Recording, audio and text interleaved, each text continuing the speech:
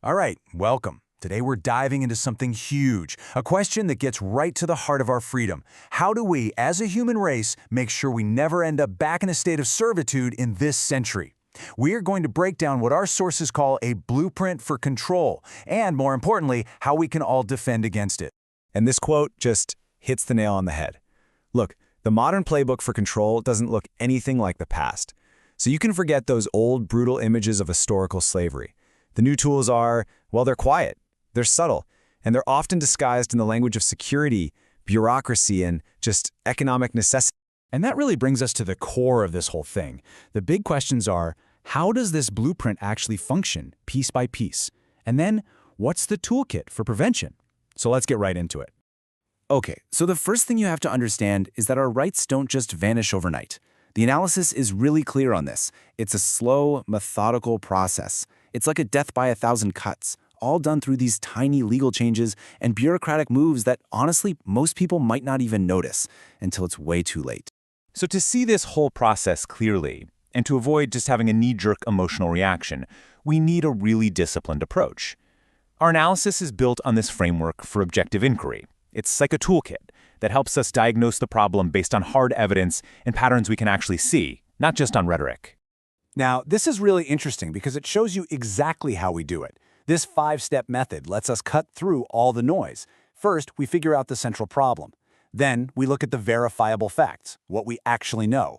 We map out who has the power. We predict where this is all headed. And finally, we develop real, concrete recommendations. It's how you take a huge, complicated threat and turn it into something you can actually understand and act on.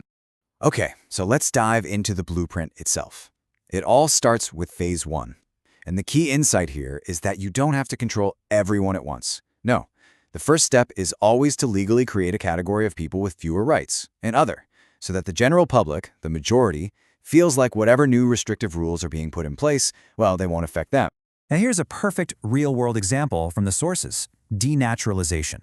When you expand the government's power to revoke someone's citizenship, you quietly change a fundamental right into a conditional privilege. And once you've established that some people's rights can be taken away, well, you've laid the groundwork for eroding everyone's rights.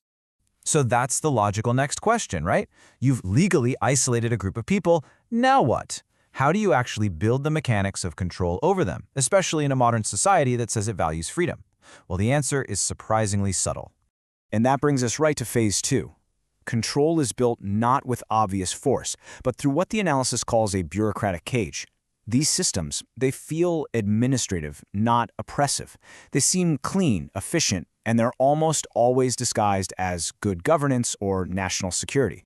And this just perfectly illustrates that shift. Think about it. The state doesn't need soldiers at your door if it can simply turn off your access to banking, to travel, to employment with a single click. This kind of digital administrative exclusion is so much harder to see, and because of that, it's so much harder to fight. And you might be thinking, well, there's no way that could happen here. But the thing is, the legal framework for it is already built. The sources point directly to the 13th Amendment, which abolished slavery except as a punishment for a crime. That one little clause creates a permanent constitutional basis for the state to force people to work.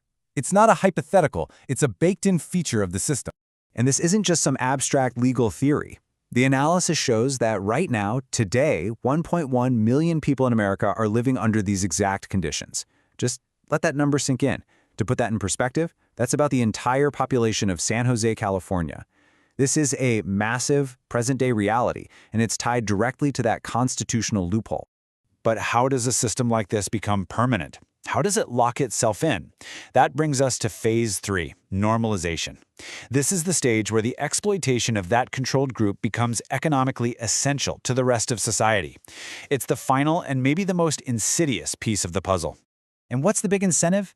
Billions of dollars. Prison labor is a multi-billion-dollar industry. It supplies a cheap, compliant workforce for all sorts of things, from manufacturing goods to fighting wildfires for major corporations. And when a system of control becomes that profitable, you can bet that very powerful forces are going to fight to keep it and maybe even expand it. So when you put it all side by side like this, the picture just becomes crystal clear. The legal basis shifts from owning people to just exploiting loopholes. Control shifts from whips and chains to digital exclusion, and maybe most important of all, visibility shifts from high to low. The key difference here, as the analysis points out, isn't the cruelty, it's the concealment. Okay, so we've mapped out the threat. Now we get to the most important part, the defense.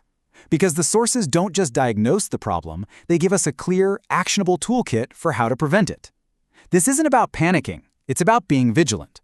And here they are, the concrete steps. We have to watch the numbers. How many people are being denaturalized? How big is the prison labor force? We have to defend the independence of our courts. We have to demand to know how the algorithms that make life-altering decisions about us actually work.